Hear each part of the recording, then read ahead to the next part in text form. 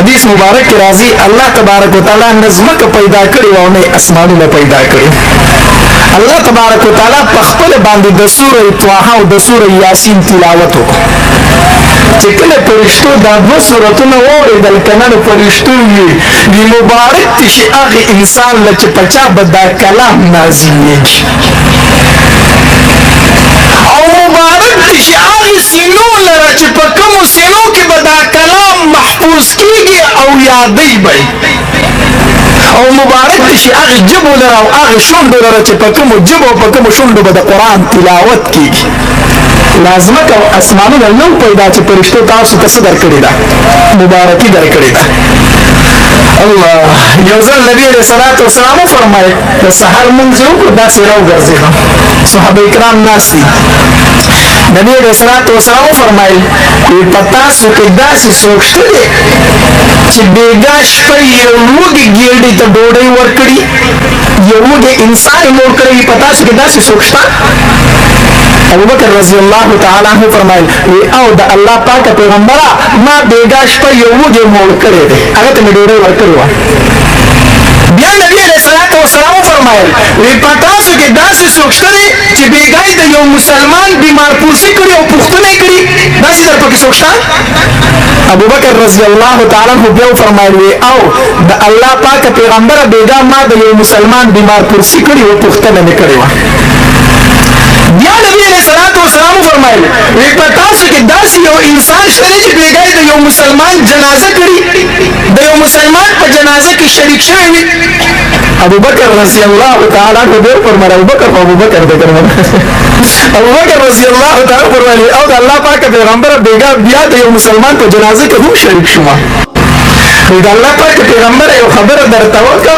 نبی علیہ الصلوۃ والسلام فرمایي او یو وږي انسان باندې ډوډۍ وخوړله بیا یو مسلمان یو صحابي بیمار و د هغه تپوس ورلم بیا یو جنازه و په هغې کې مې شرکت وکړو نو چې کور ته رالم د شپې ډېر زیات ټایم ناوخته و نو ما سوچ وکړو که اوس ویده کېږم نو تهجد خو پرېږدم د سهار مانځه ته به هم پاړسمه عمرانه تهجد قضا شي عمرانه د سهار مونځ قضا شي د الله پاک پیغمبر ودلو شومه قرآن مې راواغسته او د قرآن تلاوت مې شروع کړو نو بېګانۍ شپه مې بیا د قرآن په تلاوت کې نوره تېره کړه. نبی علیہ الصلوۃ والسلام فرمایي ښه ابوبکر دا خبره ده دا ځکه بېګا زما خوا له جبریل علیه الصلوۃ والسلام سل ځله راغی او ما ته ویل چې په ابوبکر باندې زما سلام وایه. په بېګانۍ شپه کې جبریل علیه السلام سل ځله زما خوا راغی ما ته ویل چې په ابوبکر مې سلام وایه. بیا په آخر کې جبریل علیه السلام راغی ما ته ویل چې د الله پاک پیغمبره په بېګانۍ شپه کې مې د ابوبکر شونډې سل وارې ښکل کړي دي.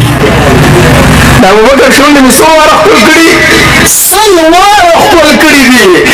په کومو شونډو باندې چې د قرآن تلاوت کېږي جبریل علیه الصلوۃ والسلام د هغې باندې خوله لګوي په هغې شونډو باندې. مور خوشحاله شه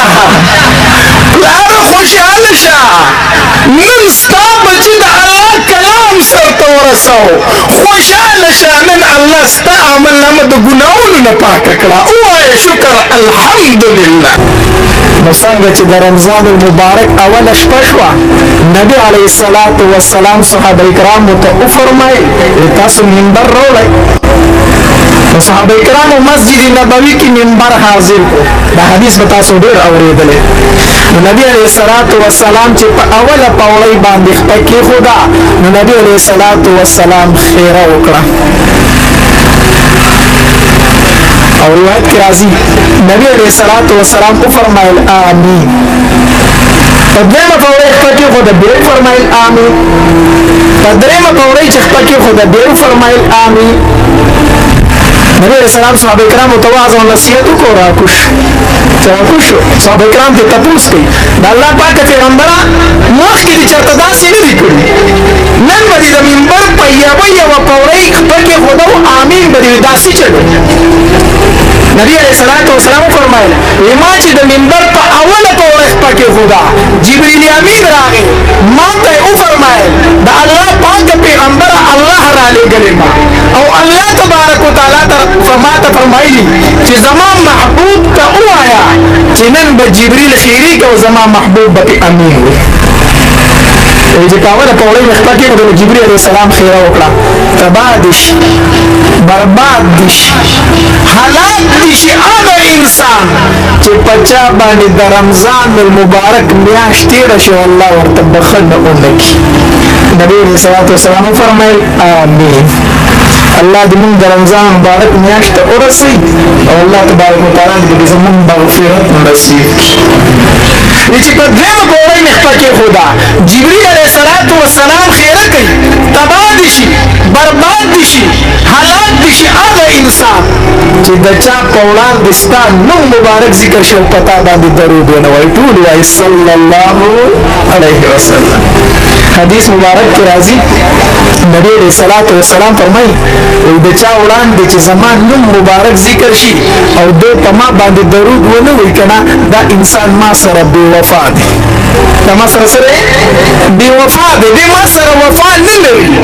یو حدیث مبارک کې راځي د چا وړاندې چې د نبی علیه السلام نوم مبارک ذکر شي او دی درود ونه وایي د جنت لاره پرېښې د جهنم په لاره روان شوی دی چې د نبی علیه السلام نوم مبارک ذکر شي نو ټول وایي صلی الله علیه وسلم درېمه خیره جبرئیل علیه السلام دا وکړله تباه دي شي برباد دي شي هلاک دي شي هغه انسان چې څوک په خپل ژوند کې مور او پلار دواړه یا یو تن عمومي او د هغې په دعاګانو باندې ځان جنت ته داخل نه کړي دا انسان دی تباه شي برباد شي هلاک شي نبی علیه الصلاة والسلام وفرمایل آمین په دې کې یو خبره شوه چې د چا وړاندې د نبی علیه السلام نوم مبارک ذکر شي او دوی څه نه وایي درود نه وایي نو جبرئیل علیه السلام خیره کوي او امین پې څوک و نبی علیه الصلاة والسلام د دې انسان په هلاکت کې بیا شک شته نو چې کله زه د نبی علیه الصلاة والسلام نوم مبارک ذکر کوم تاسو ټول وایي صلی الله علیه وسلم صلی الله علیه وسلم الله تبارک وتعالی په تاسو باندې عظیم احسان کړی دی نن دلته ماشومانو د الله کلام سر ته رسولی دی حدیث مبارک کې راځي نبی علیه الصلاة والسلام فرمایي وایي د کومې مور او د کوم پلار بچی چې قرآن ختم کړي په دغې ورځ باندې الله تبارک وتعالی فرشتو ته وفرمایي ای فرشتو د دې مور او پلار د عملنامې نه ګناهونه ختم کړئ د عملنامې نه ونه ګناهونه وران کړئ ځکه د ده بچي زما کلام سر ته ورسوه د ده بچي زما کلام سر ته ورسوه دا اعزاز تا ته بل څوک درکولی شي دا اعزاز تا ته بل څوک درکولی شي چې ستا عملنامه د ګناه نه پاکه کړي دا اعزاز تا ته صرف د الله کلام درکوي صرف د الله کلام درکوي قرآن خو هغه کتاب الله مونږ ته راکړی دی چې په دې سره الله تورات انجیل زبور تمام آسماني کتابونه منسوخ کړي هر آسماني کتاب په یو ځای باندې پیغمبر ته میلاو شوی دی قربان شم د قرآن نه یو ځل نبی علیه الصلاة والسلام د جبریل امین نه تپوس وکړو جبریله ته چې ما ته دا وحی راوړي ما ته یې څنګه راوړي جبریل علیه الصلاة والسلام ورته وفرمایل د الله پاکه پیغمبره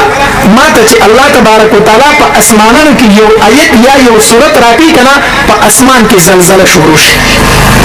زلزله شروع شي سخته زلزله شي د هغې زلزلې د وجې نه تمامو فرشتو باندې بېهوشي راشي ټولې فرشتې بېهوشي شي وایي زه اول هغه فرشتې یم چې زه سر روچت کړم چې زه سر روچت کړم د الله تبارک وتعالی د طرف نه ما ته یو آیت یا یو صورت میلو شي چې دا اوس دنیا ته زما محبوب لی ورکړه د الله پاکه پیغمبره چې زه هغه وحي ځمکې ته راوړم زه یوازې نه راځم زه چې را روانه شم زما سره اویا زره فرشتې ښکته ځمکې ته راکوزېږي او امام سیوطي رحم الله په خپل کتاب اتقان کې لیکي وایي په هغې اولیاو زرو فرشتو کې بیا د هرې فرشتې سره اویا زره فرشتې نورې یو آیت یو صورت په دومره اعزاز کې د قرآن ځمکې ته راغلی دی چې کله په نبی علیه الصلاة والسلام به وحی نازلېدله عایشه بیبي فرمایي رضی الله تعالی عنها سخت د یخنۍ موسم به او چې په نبی علیه السلام به وحی شروع شو که نه د نبی علیه الصلاة والسلام په دې تندي مبارک به خولې شروع شي داسې خولې به پرې شروع شي چې د نبی علیه السلام د تندي به دا خولې څڅېدلې دومره د وحی زور الله. زید بن ثابت رضی الله تعالی عنہ فرمای یو ځل د نبی رسول الله صلی الله علیه وسلم سره داسې په خوا کې ناست وم، د نبی رسول الله والسلام دا زنګون زما په پتون باندې پروت و، لکه دوه دوستان داسې یو ځای ناست دي، یو د خپل په بل باندې داسې پرته وي. ناڅاپه په نبی رسول الله والسلام باندې د وحي اثرات شروع شو. وی قسم په الله د نبی اسلام دی زنګون زما پتون ته دومره زور ورکو، وی ما وی چې زما د پتون زره زره شو مات شو. ما د نبی اسلام د زنګون هغه وزن نشو برداشت کولی. دومره د قرآن د وحي زور دی زور. حدیث مبارک کی راضی وی نبی علیہ السلام بچ په کومه اوخه باندې ناستو کنه، په کومه اوخه ناستو او په نبی علیہ السلام به د قرآن وحي شروع شو، هغه اوخه به نشو ودرېده، په فورن کېناستله.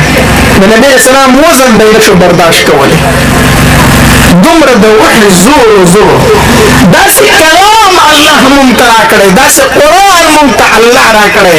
خوشحاله شه مورې، خوشحاله شه پلاره، نن ستا بچي دغه د الله کلام سرته ورسوه. مبارک دې شي الله، زمونږ به څه مبارک وي. حدیث